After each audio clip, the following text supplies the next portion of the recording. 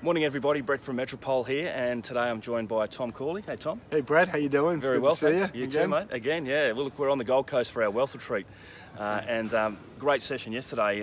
Tom is the author of Rich Habits and Study into the Self-Made Millionaire and Their Habits. And one of the things that resonated with me, Tom, was the obsession. Self-made millionaires become obsessed with something and really, I guess, put everything aside to achieve that kind of goal. Tell us a little bit about that. Yeah, so one of the reasons why they have this obsession is they have created sort of a blueprint or a destination of where they want to go.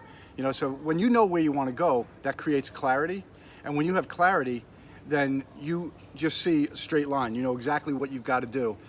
If you don't have that blueprint, you don't have that clarity, and you're like a leaf on a fall day just floating around with the wind. So they become obsessed because they know where they want to go.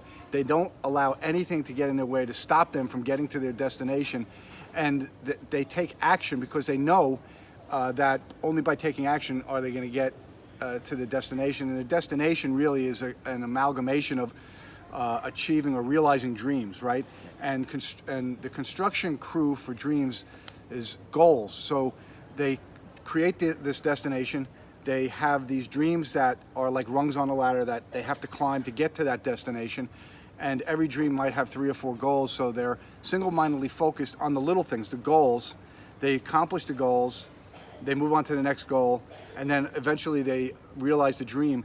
And the fact that they realize a dream gives them this motivation. Hey, I can do this. I know it can be done and I can get to my destination. And then they go after the next rung on the ladder, which is the next dream. The same process, create goals around the dream. They realize that dream and they get higher and higher on that ladder of success, if you want to call it that. And they keep themselves pumped up that way. The other way that they keep their obsession going is they manage their expectations.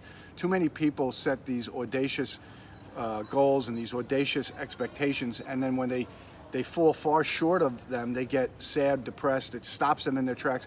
What self-made millionaires in my study did is they set realistic expectations. In fact, some of them didn't set any expectations at all. They said, you know what, I'm just going to pursue the goal, and if I achieve it, I achieve it. If I don't, I don't. I'm just going to keep at it. So they don't have these expectations that are time-driven, or maybe they're monetary or something like that. That keeps their emotions in check. Because when you fail to meet an expectation, you become depressed or sad, and that can throw you off. Yeah, absolutely. It's quite interesting. We were just talking about half marathons and marathons, and it's the same kind of thing, isn't it? You set yourself a goal, you work your training program, and you can visualize yourself crossing the finish line and achieving and getting fitter and hitting your targets along the way. Yeah. So the marathon metaphor is a great one. Some people will say, "Oh, I'm going to run a marathon," and maybe it's 6 months out, and all they're thinking about is the 26.2 miles that they've got to run. But what the successful marathoners do is they don't look at it that way. They look at it on a week-by-week basis. So their goal is not to run 26.2 miles. Their goal is to maybe log 25 miles in during a week. So it's these little steps that they take, and like their dreams, their little goals that you achieve, and then you move to the next week, you do 25 miles again, 25 again, and then eventually you get to the point where you're able to run the 26.2 miles because of all the baby steps that you took to get in shape.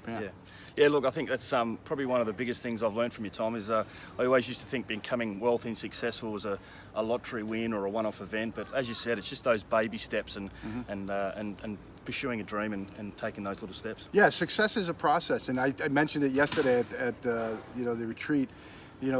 Everybody thinks poor people are unsuccessful, and I say no, they're actually very successful because the process they're following is successful. It's keeping them poor. Yeah. So if you change the process, you alter your process in terms of the destination you want to achieve. The thing with poor people is they don't have a destination. They don't have a blueprint. So obviously they live a life of mediocrity because they don't know where they're going. So when you have an idea where you want to go, that allows you to take action. You can't take action when you don't know where you want to go. Yeah. Look, thanks very much. I'm looking forward to the rest of the week. It's great having you out here again. Yeah, thanks for having me. I look forward to seeing you guys over there later in the year when I come and visit. Yeah, I can't wait. That'll be fun. Thanks, guys. All right, thanks. Cheers.